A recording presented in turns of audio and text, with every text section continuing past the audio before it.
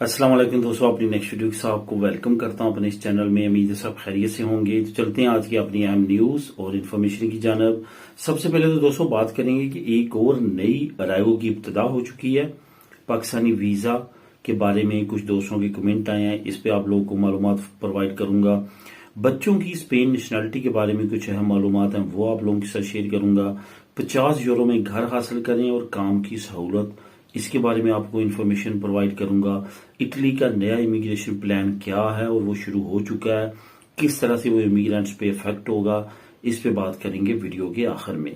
तो आज जो आप लोगों के साथ मैं लिंक शेयर करने जा रहा हूं, उसके बारे में बताता चलूं कि एक नई अराइवल की जो इब्तिदा हुई है, इसका लिंक आपको नीचे मिल जाएगा। 50 यूरो में घर हासिल करें और काम, इसका लिंक मिल जाएगा। और इटली का नया इमिग्रेशन प्लान जो है, इसका लिंक आपको, ये तीनों लिंक आपको नीचे बिल तरतीब मिल जाएंगे। आप तीनों लिंक्स को क्लिक करके खुद भी रीड कर सकेंगे। इसके साथ साथ दोस्तों, जैसे आप नीचे डिस्क्रिप्शन को क्लिक करते हैं तो सबसे पहले जो लिंक आता है वो यूके इमिग्रेशन न्यूज से रिलेटेड जो मैंने नया चैनल बनाया है उसका लिंक है। वहां पे जाएं, उसको लाजमी तौर पे सब्सक्राइब करें। वहां पे भी डेली बेसिस पे यूके इमिग्रेशन से रिलेटेड जो न्यूज हैं वो मैं शेयर करता हूं, क्योंकि इस चैनल पे बेशुमार दोस्तों के कमेंट आते थे कि वो आप अब शेयर नहीं कर रहे या कम कर रहे हैं। तो मैंने उस पर सेपरेट एक छोटा सा चैनल बनाया, छोटी सी वीडियो, वहां पे मैं जो खास तौर पे टॉपिक होते हैं इमिग्रेशन से रिलेटेड वहां पे शेयर कर देता हूं।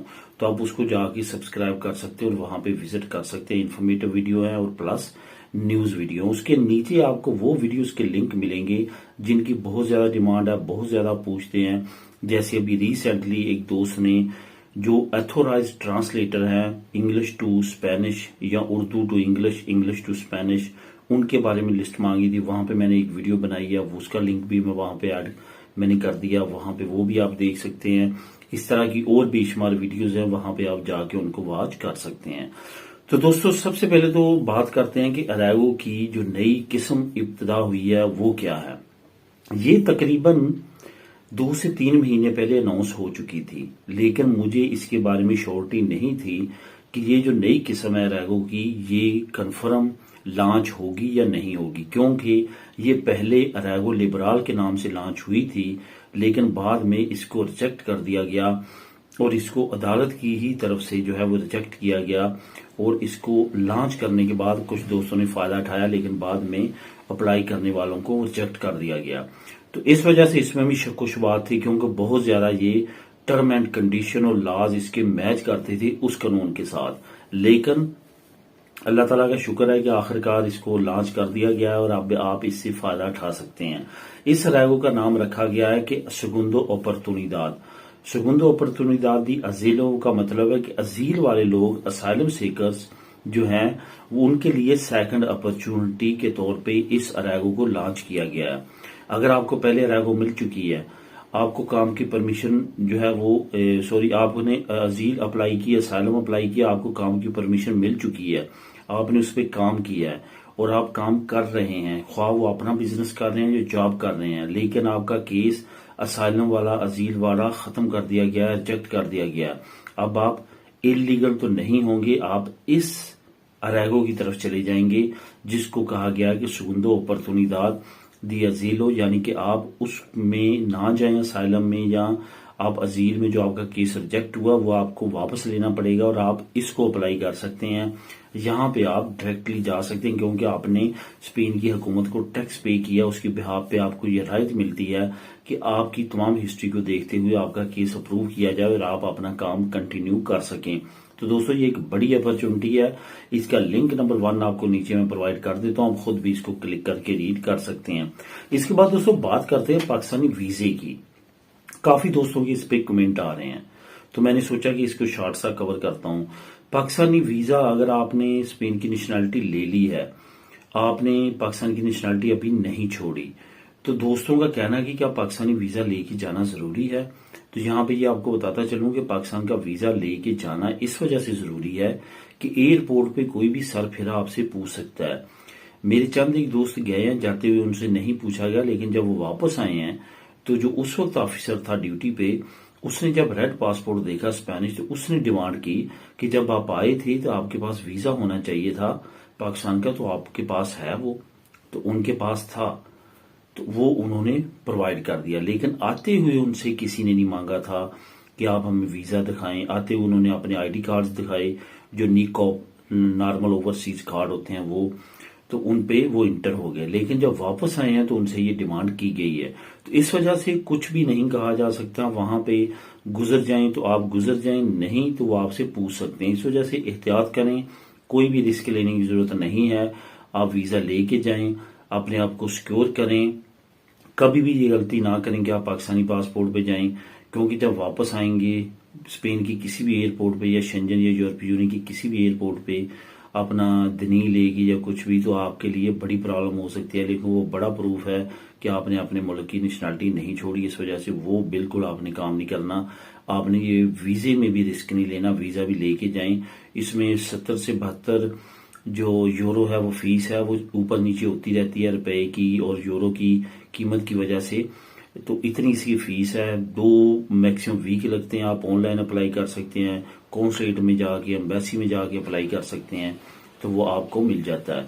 तो इसमें कोई भी परेशानी की बात नहीं है। तो बेहतर है कि आप ये तमाम प्रोसेस करके जाएं। बच्चों की स्पेन नेशनलिटी के बारे में कुछ अहम मालूमात आपको प्रोवाइड करूंगा।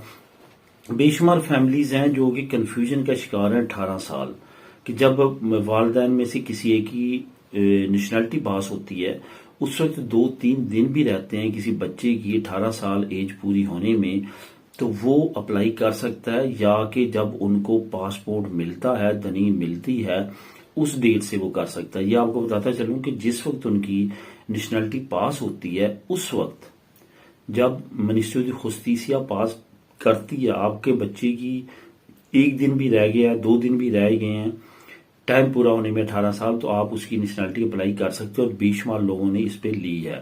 तारागोना में रहने वाले ने ज्यादा लिया, क्योंकि वहां की रजिस्ट्रो सिविल ने ये बहुत ज्यादा राहत दी है लोगों को।